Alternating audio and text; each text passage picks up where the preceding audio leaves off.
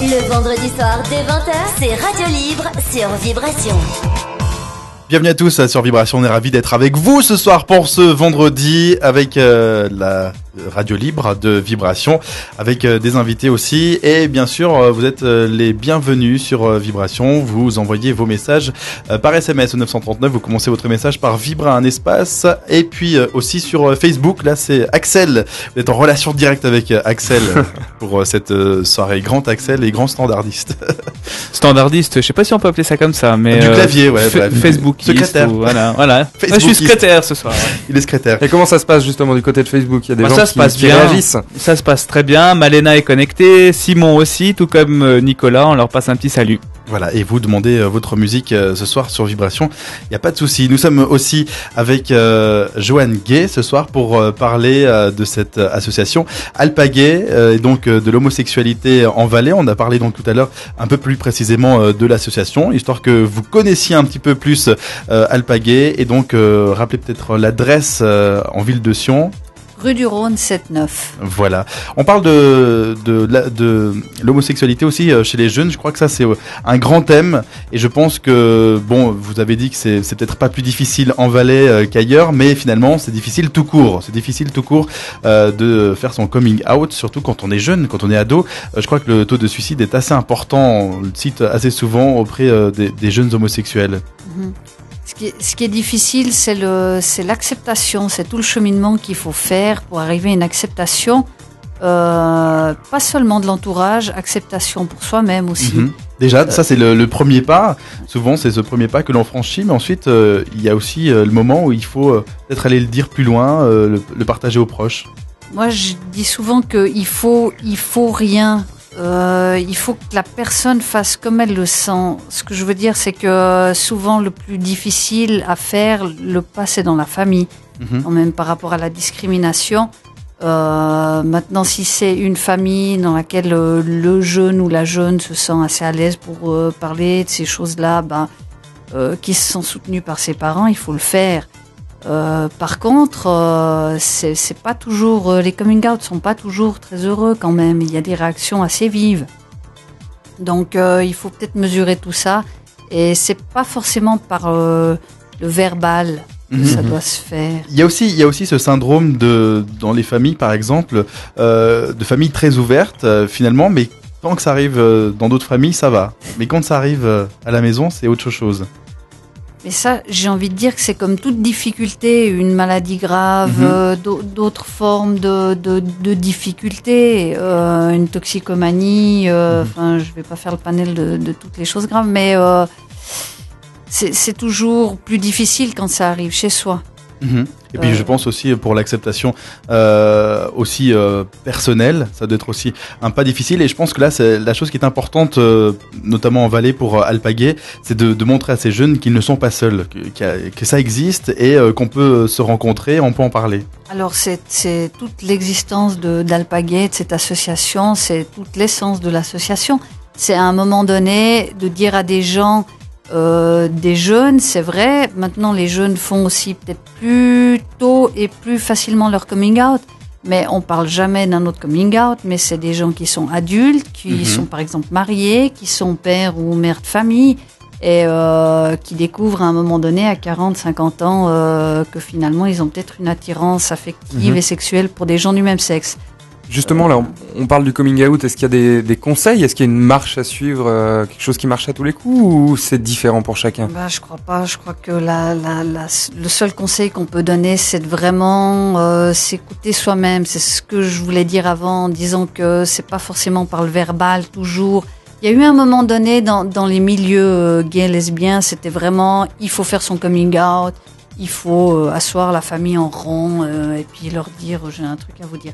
Mais ça peut être assez dramatique, ces révélations-là, parce que soit la famille ne s'y attend pas, soit le jeune ou la jeune ou moins jeune n'est pas prêt. Donc des fois, le cheminement, il peut être long. Des fois, il suffit d'arriver peut-être avec son compagnon, sa compagne, et puis de dire voilà, avec qui j'habite. Il y a des méthodes peut-être un peu plus douces. Parce que je crois justement que dans ces coming out, les proches ont souvent peur que la personne va changer, alors que finalement, quand vous dites en effet, si c'est moins verbal et que on montre que les choses se passent de manière plus facile, naturelle, peut-être les personnes vont dire finalement non, la personne ne change pas malgré qu'elle vienne avec son ami ou son ami, elle reste pareille. C'est peut-être ça la chose importante. Il y a tellement de préjugés par rapport à ça ou de peurs. C'est des peurs de la différence. C'est pour l'entourage, c'est vrai que souvent c'est mal vécu quand même. Parce que je pense que pour chaque parent, il s'attend pas forcément à ce que son enfant, c'est pas ce qu'il avait projeté pour son enfant. En tout cas. Après, on va peut-être en parler après, mais il y a toutes les questions de peur aussi, des discriminations, que son enfant souffre d'homophobie, de discrimination, ouais. Ouais, tout à fait. Mais c'est vrai que c'est beaucoup de plans des parents qui tombent à l'eau. Je sais pas, plan peut-être pour une famille ou enfin on a souvent, enfin les parents ont souvent beaucoup de plans pour les enfants et là c'est vrai qu'ils doivent faire un trait sur pas mal de choses. Donc si les choses se passent plus naturellement, c'est peut-être un conseil que l'on peut donner pour donc l'homosexualité. C'est le sujet de cette soirée sur Vibration. Vous avez donc commencé à changer de sujet en partant sur les discriminations. Ça c'est aussi très important. C'est quelque chose dont vous parlez aussi dans l'association Alpagay. Alors c'est aussi un des buts essentiels de cette association, c'est de lutter contre les discriminations parce que au final, c'est pas tellement l'homosexualité en soi qui pose problème. Généralement, c'est l'homophobie, c'est donc la discrimination liée à une orientation sexuelle différente qui pose de graves problèmes. Même en termes de santé. Comment on arrive à lutter contre cette discrimination ? Alors, dans un monde idéal, je vous dirais, plus on en parlera ouvertement, plus on en parlera des petits et que ça deviendra naturel, mieux tout le monde se portera. Alors justement, je coupe rapidement. Les médias viennent souvent avec des statistiques et là vous me disiez justement tout à l'heure, j'aime pas quand on vient avec ces statistiques et on me demande de réagir souvent sur des sujets très polémiques finalement, alors que les homosexuels sont des gens comme vous et moi. Enfin voilà, les choses se passent souvent bien plus naturellement que ces choses polémiques qui sont mises en avant par les médias. Alors, je ne sais pas si c'est lié à l'homosexualité ou aux médias actuellement, mais c'est sûr que quand on met en lien ces deux thèmes, moi j'ai pu me rendre compte qu'on cherche souvent la polémique. Et c'est très vite sur le sujet de l'homosexualité où ça peut déraper. Et puis là, ça ne sert pas vraiment cette cause-là. Hein. Ça veut dire on tombe rapidement dans les discriminations. On tombe rapidement ou dans les clichés. Dans les clichés, surtout en tout cas, les clichés. Ça c'est sûr.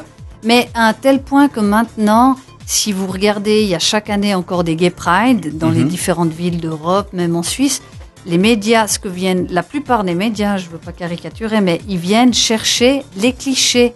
Et on se retrouve avec, pendant des années, on a caricaturé ces hommes à moitié nus sur des chars avec des plumes partout.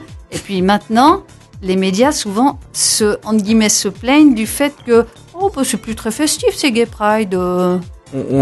Voilà. Je voulais en venir justement à ces Gay Pride qui étaient au départ un moyen de s'exprimer, un moyen de faire voir que les homosexuels étaient là, que ce milieu existait, puis essayer de faire changer un petit peu le regard des gens.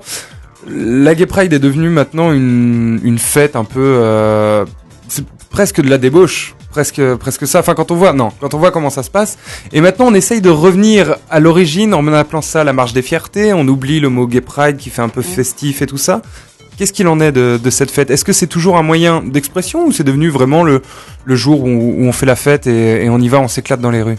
Alors, il y a différentes choses parce que suivant les pays, les Gay Pride, elles ont des historiques assez différents quand même.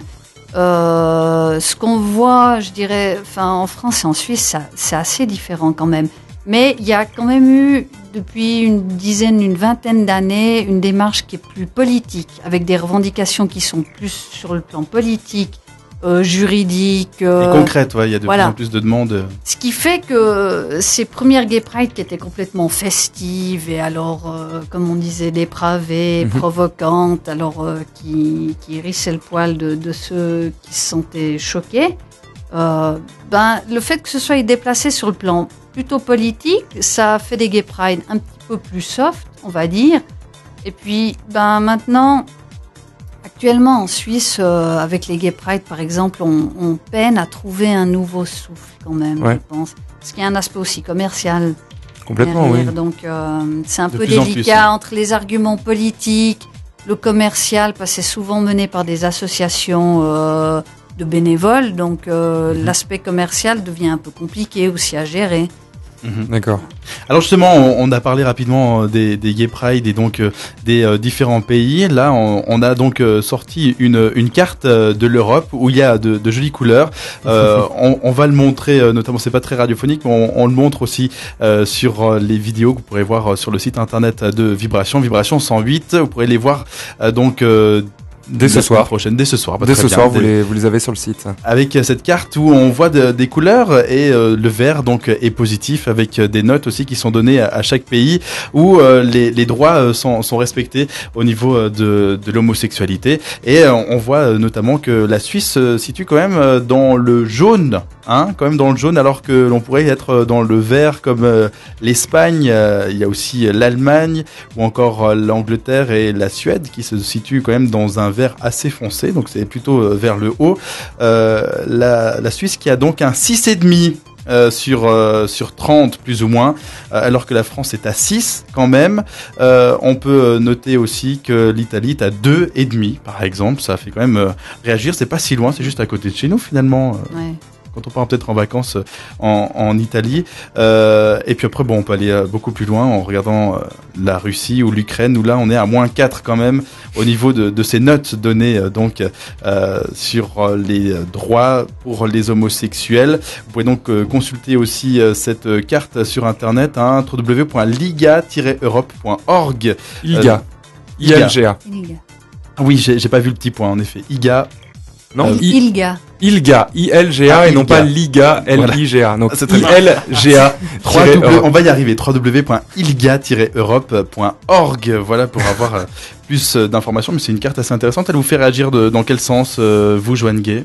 Comme quoi il y a encore du travail. Moi, je peux que dire ça en voyant ça. Et je suis toujours surprise de voir politiquement, ou même au niveau des pays européens, sur l'union entre deux partenaires de même sexe, comme c'est pas forcément les pays qu'on penserait. Oui, souvent les pays latins, on peut se dire il y a plus de machisme et tout ça. C'est non, l'Espagne. Voilà. Et même le Portugal. L'Espagne est un joli exemple. Le Portugal aussi. Le mariage homosexuel est. Existe. Ouais. Et donc, c'est une note 15 qui est attribuée au Portugal, alors que nous ne sommes qu'à 6 en France aussi. À 6, ça fait un peu bizarre au milieu de cette Europe un peu verte quand même. On va donc revenir, bien sûr, sur Vibration, sur ce sujet. Dans quelques instants, on a notamment les 5 préjugés. Je crois que des préjugés, vous en connaissez. C'est dommage qu'il n'y en ait que 5. Oui, là, il y a le 5.1, .2, Voilà. .3. on a dû sélectionner que 5. Mais c'est vrai qu'on aurait pu en passer la soirée. On va en mettre pas mal.